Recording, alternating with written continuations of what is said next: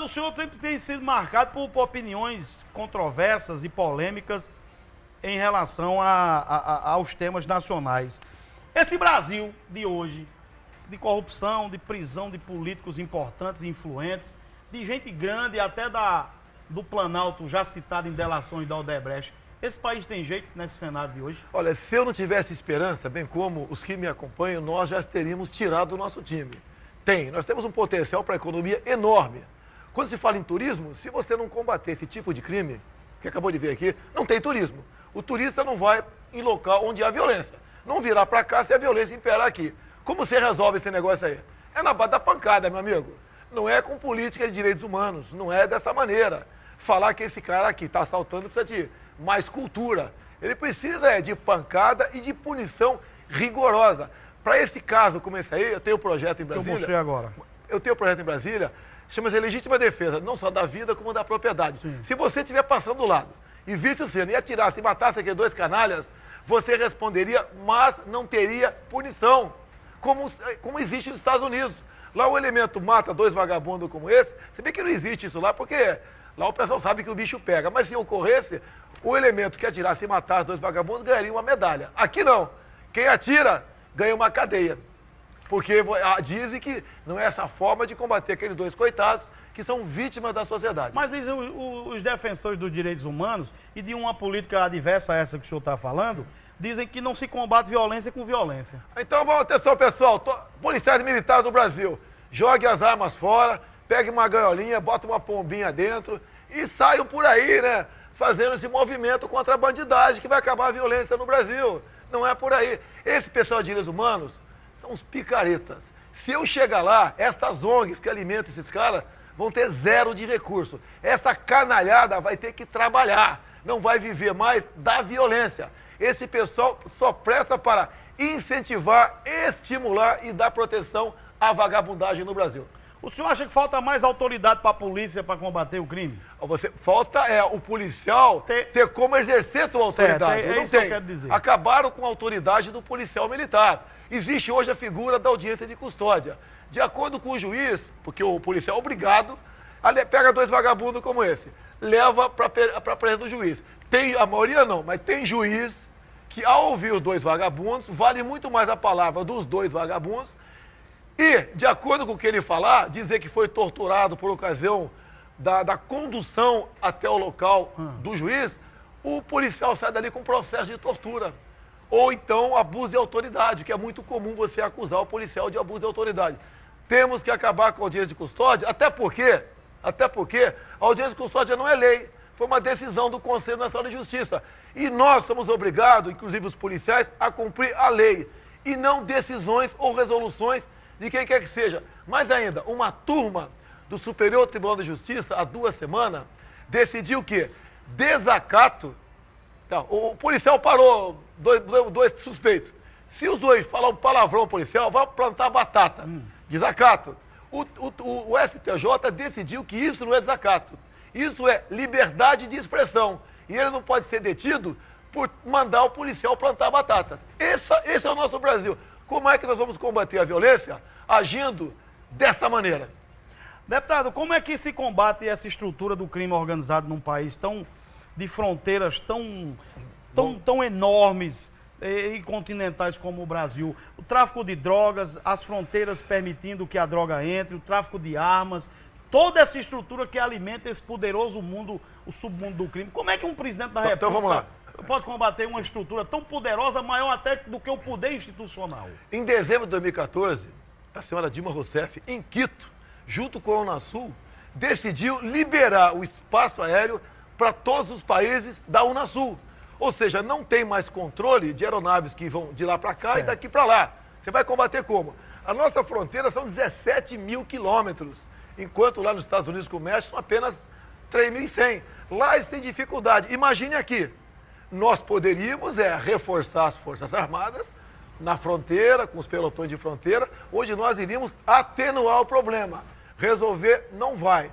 A nossa fronteira aqui é um queijo suíço e vai continuar sendo, né? Por melhor que você tenha um plano para ajudar a evitar a entrada não só de armas e munições, bem como drogas. O senhor acha que hoje tem um Senado Nacional favorável ao o surgimento e crescimento de um nome como o seu, apesar de posições polêmicas, com chances de disputar e vencer a eleição presidencial? Olha, eu não tenho preocupação em ganhar a tua simpatia, com todo o respeito que eu tenho a você.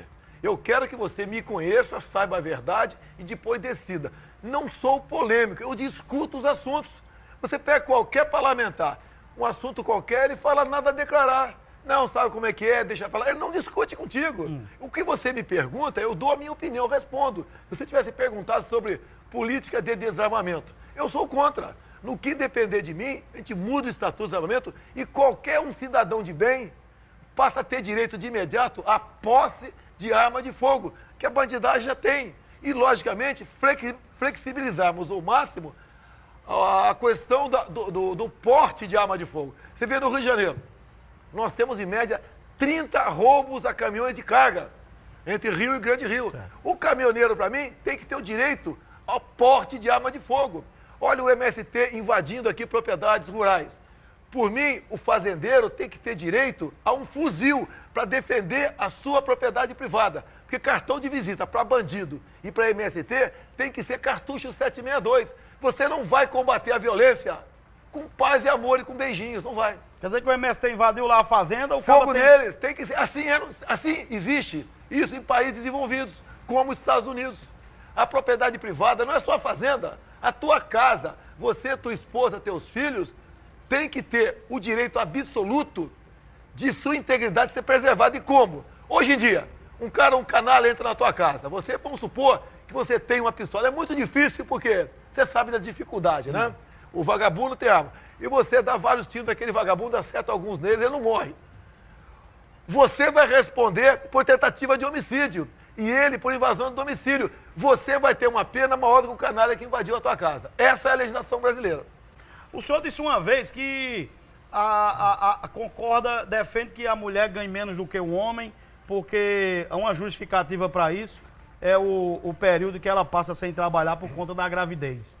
Foi interpretação mal também do que o senhor falou? Não foi interpretação errada, equivocada, não. Má fé do jornal Zero Hora. Eles me entrevistaram exatamente para eu dissesse por que a mulher ganha menos do que o homem, que é uma realidade. Eu estudei a matéria, vi pesquisa, a opinião do empregador, eles disseram para mim o seguinte, em pesquisa também, nós preferimos contratar o homem, porque a mulher, ao ter um direito trabalhista a mais, no caso da gravidez aqui, a licença gestante, atrapalha a produtividade aqui da imprensa. Então nós impomos isso daí. É isso que eu falei para o Zero Hora, e o Zero Hora falou que essa era a minha opinião. Mau caratismo de parte da imprensa brasileira.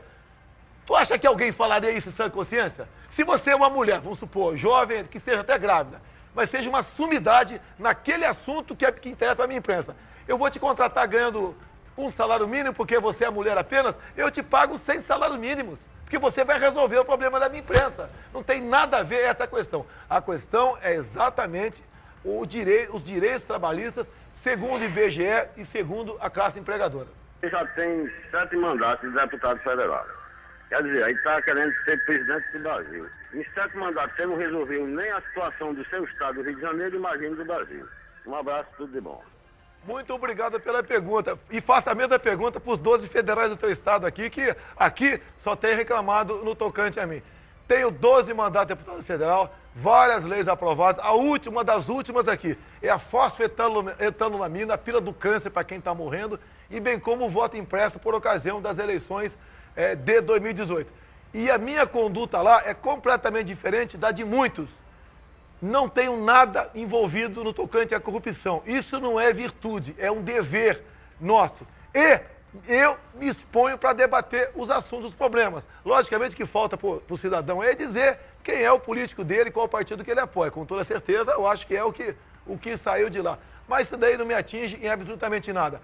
Quem resolve basicamente os problemas, né? Ou é o conjunto de parlamentares, não é só um, ou o presidente da República, que tem a chave do cofre, que decide para onde vão os recursos arrecadados por todos nós. Eu não tenho esse poder. Como é que eu vou resolver esses problemas?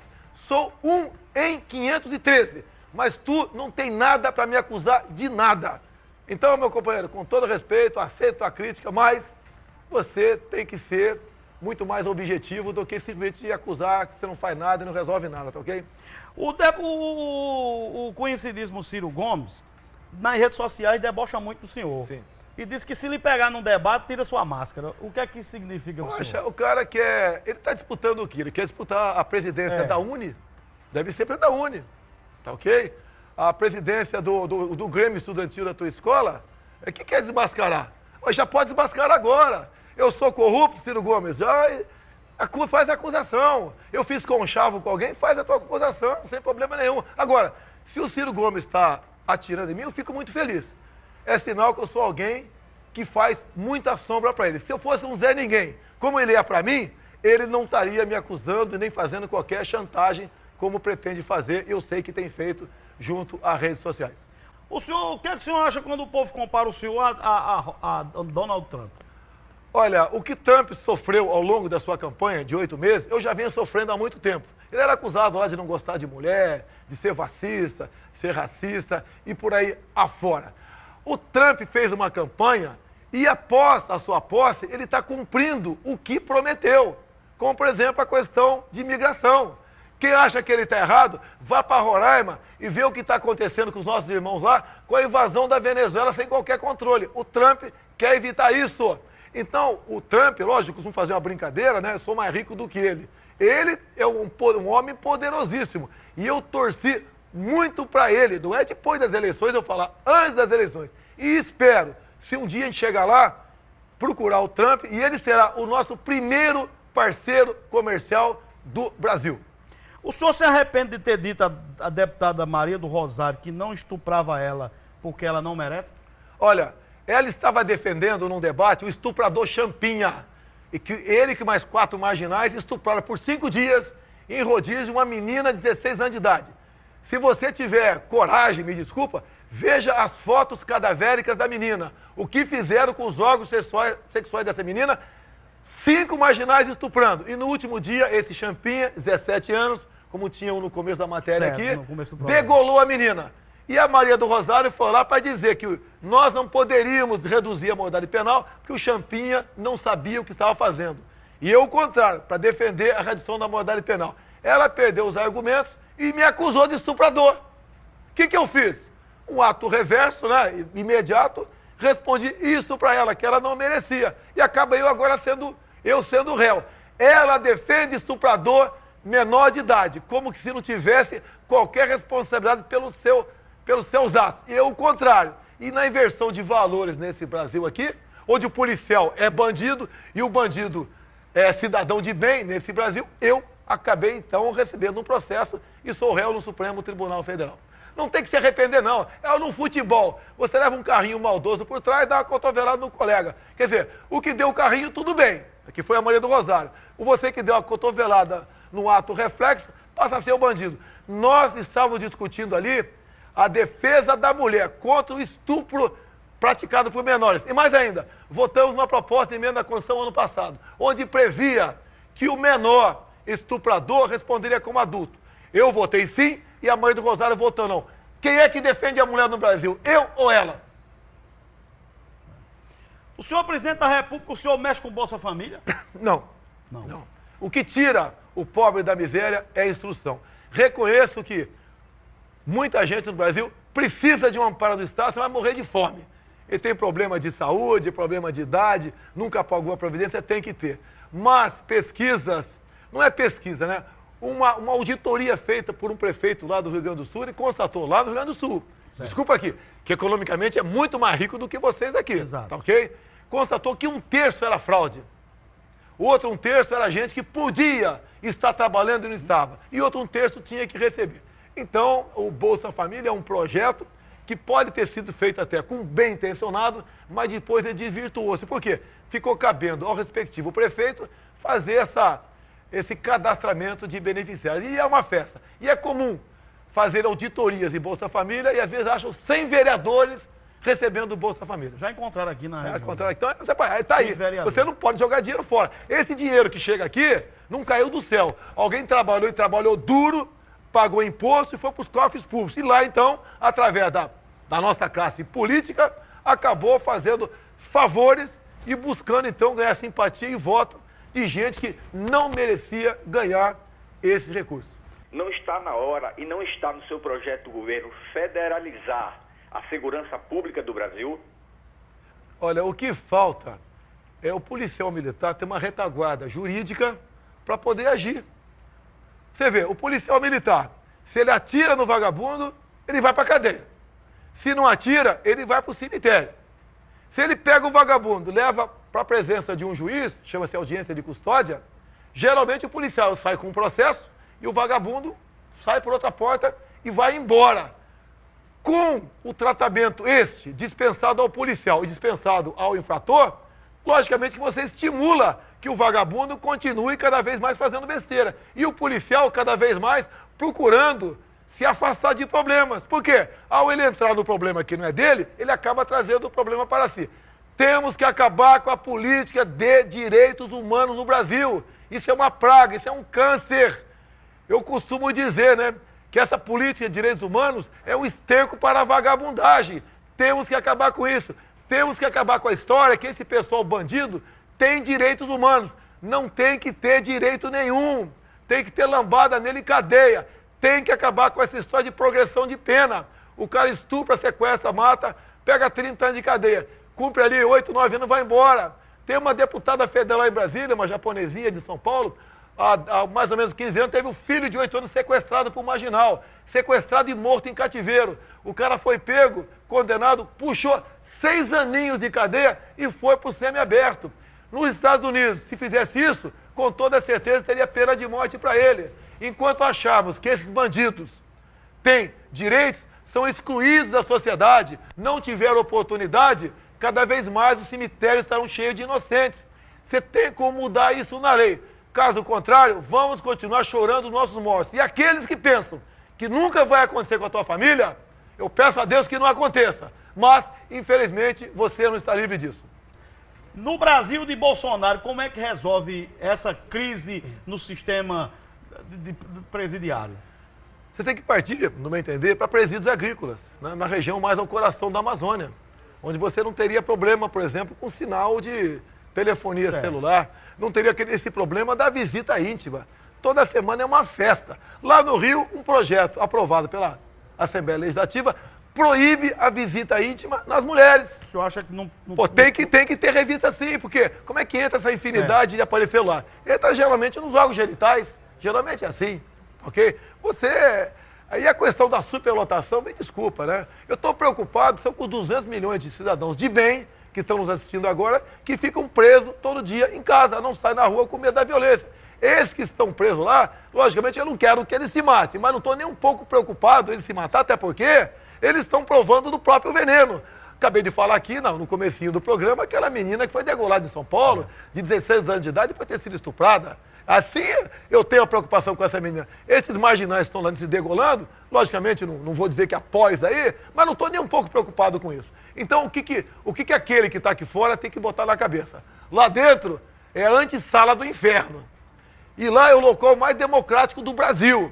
É só você não sequestrar, não estuprar e não matar que tu não vai para lá. É muito simples. Se comporte como gente, como ser humano, que você não vai para lá. E vai diminuir, em consequência, o sistema carcerário. E lembre de uma coisa, né? Se aqui você ficou triste que o Campina Grande perdeu aqui para Ponte Preta, né? Mas você pode ver na televisão ou lá no estádio. Na cadeia tu não vai ver nada não, malandro. Você vai ter que dormir com o olho aberto para que o pessoal aí não faça mal contigo. Então, abra os olhos.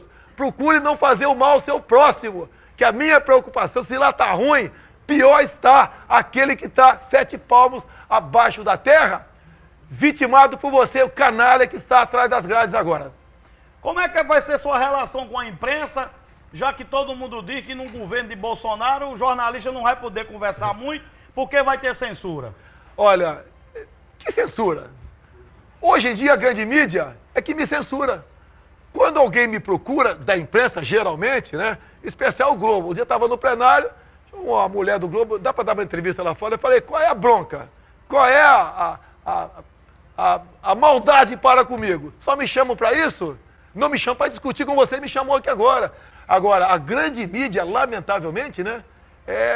Parte dela se comporta de forma política, ao lado de um partido político.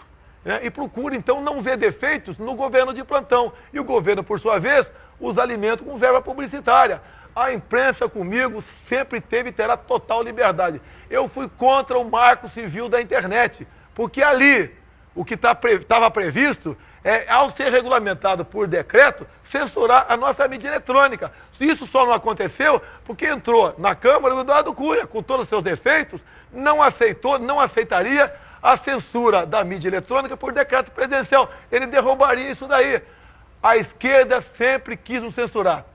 Você viu lá no velório do Fidel Castro, quem estava lá? Lula e Dilma, chorando. Amigos, eles queriam, né, que o Brasil tivesse a mesma liberdade que o povo tem lá, ou seja, nenhuma. Qual a imprensa que tem em Cuba? Só tem um jornal lá. É o jornal Grama. E só tem uma televisão, que é a TV estatal do governo. Assim é na Coreia do Norte, que o PCdoB tanto admira. Assim são nas ditaduras. Assim, em grande parte, é a imprensa da Venezuela. Tem colega teu da imprensa que está preso na Venezuela, porque criticou o governo. O que passa pela minha cabeça tocante à imprensa? Liberdade total para vocês. Até para criticar. Afinal de contas, a crítica é boa. Elogiar, quando começa a me elogiar, eu fico preocupado. Eu gosto dos amigos que me criticam. Muito bem, deputado, muito obrigado pela presença. Um abraço aí. Eu tô me sentindo um cabra da peste já, tá ok?